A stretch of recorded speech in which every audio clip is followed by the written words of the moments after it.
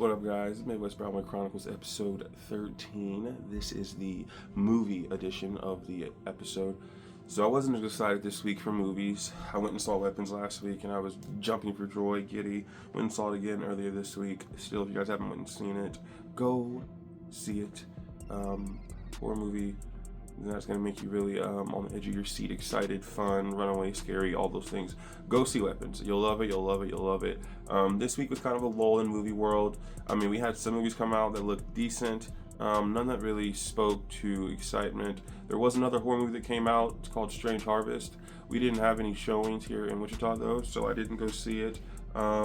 It just looks like classic kind of like trope with horror movie killer who's kind of like serial killer in like a field, and Strange Harvest sounds like harvest immediately, so I think like cornfields and all that stuff. So I'll probably watch that eventually, tell you guys what I think about that. But yeah, not really a big week for movies. I watched The Amateur that came out on demand like 2-3 weeks ago with Rami Malek and Lawrence Fishburne. It's like a spy movie. It's not bad. But if you guys have watched spy movies before, you know what to expect. It's not like it's crazy surprising. He's a data entry kind of guy. He's really smart with his knowledge, his angles, being able to decode, and he's smart in those ways, finding the encrypted messages, decoding them, finding truths, hidden messages, hidden agendas. He's one of those kind of agents. His wife is the biggest story. She gets murdered in London. And he wants answers. Classic spy kind of moment where she was supposed to be safe no matter where she went. And why did just her hotel get bombed? Why did just the place that she was staying at get bombed and get attacked? He wanted answers. And this is the moment where in government movies like this, spy movies, somebody higher up looks at you and says, just take a chill pill. Just breathe. It's not that serious. We have it handled. We'll take care of it. All that bullshit you hear as a man or a woman in these kind of movies, who knows? You want to get to the bottom of this. You definitely know it's fishy. It doesn't make sense. And someone's lying to your face blatantly. So you don't like that as much. Really a revenge movie. Him getting his get back. He was able to basically find the men who took the hostages at the hotel his wife was staying at, got their names, got their information. I mean, it was a very detailed movie. He put in the work to get all the information he needed, presented it to his bosses, and they almost laughed it off. Almost. Cool. We know what we're doing. This is above your pay grade. Thanks. Those kind of moments. So you guys could probably tell how it goes after that. I'll take it in my own hands. I'll find out things I need to find out. Dirt on people I need to have dirt on. The truth will come out if you guys keep lying about what you see. So it was a decent movie. I'd give it like a 6 out of 10. It kept me engaged. I still loved watching it the whole time. I was actually really excited to watch it, so it wasn't bad. But if you don't like spy movies, you're not missing out a whole lot. It's espionage. It's having to be technical in fucking international waters and teaching people how to be smarter than they think they can be with coding and decrypting messages and being very, very, I don't even know if you'd say sly, more, I don't know, covert in hiding your intentions from people who think they have all your moves mapped out. So wasn't a bad movie. The Amateur with Rami Malek and Lawrence Fishburne. I watched one with my wife last night called Black Bag with Michael Fassbender and Cate Blanchett, I believe, was in that movie too. Wasn't bad. It was actually very boring, if I'm being honest with you guys, though, where The Amateur gave me moments to get excited and engaged in. Black Bag kind of just was like a polygraph movie. And if anybody knows what a polygraph is, it's one of those that just does the on the paper whenever you're talking to see if you're being truthful or factual, if you're lying. And it was a movie like that where more hones on Michael Fassbender's character being a very, very good agent at what he does, his wife being a very good agent at what she does, and something happening that goes astray, them kind of being set up, not knowing what's going on, having to get to the bottom of it, but almost immediately believing that people that are closest to them are the ones that could be setting them up. Very clever movie. 96% on Rotten Tomatoes. It's only an hour and a half. I mean, It was still interesting. I'm a man who loves movies through and through, though, as you guys should tell by now. If it piques my interest, I'm going to give it a chance. If I see high ratings, critically acclaimed, I'm going to give it a chance. Whether it's horror, love, drama, suspense, sci-fi, I don't just change my life, and I will be there for sure. And it wasn't bad. It kind of played out like noir from 1950s, where you tried to believe you could always trust all your friends, and only to find out they're traitors in front of your face. Wasn't bad.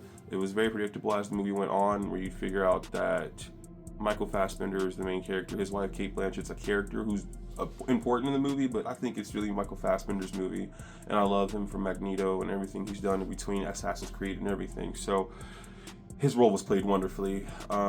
There's also an underrated role in the movie. I can't think of the actor's name, but she does great in her role. She actually outshines Kate Blanchett's role, I believe.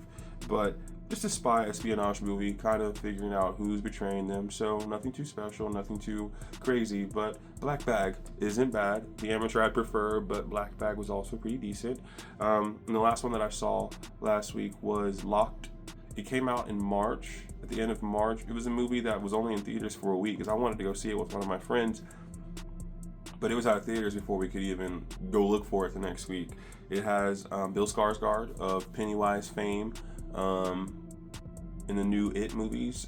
He was also the Crow in the Crow remake from Brandon Lee's tragic movie in the 90s. He did good. Me and my wife went and saw the movie last year in August, and we thought it was pretty good. I know that I don't know what you expect out of The Crow. It's like a superhero-ish kind of movie. Not really, but technically it is.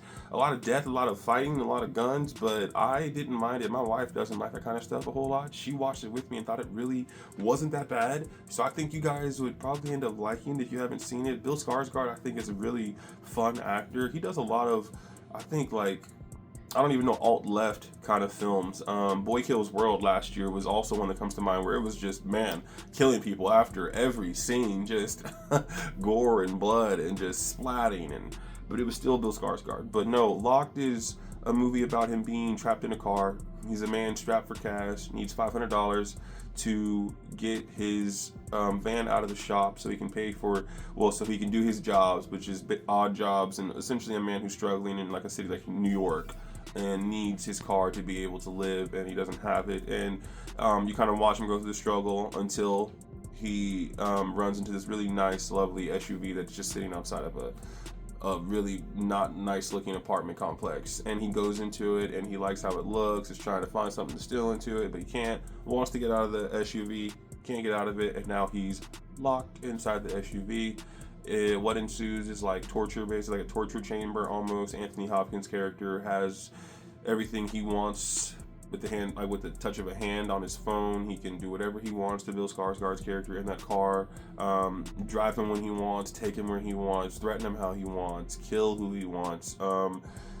I was very surprised by that movie, pleasantly surprised by how clever you can make movies like this. I'm a man who loves Stephen King and loves Christine of Stephen King fame, so I don't think it's hard to make car movies like aggressive and scary, but it's hard to kind of get the feeling of like the actors and actresses moving with that kind of storyline. But Locked was really fun, kind of put him in a position to understand what kind of man he was in that world, struggling but not taking care of his family, more or less his daughter, his life, doing a lot of things to cut corners instead of do it the right way.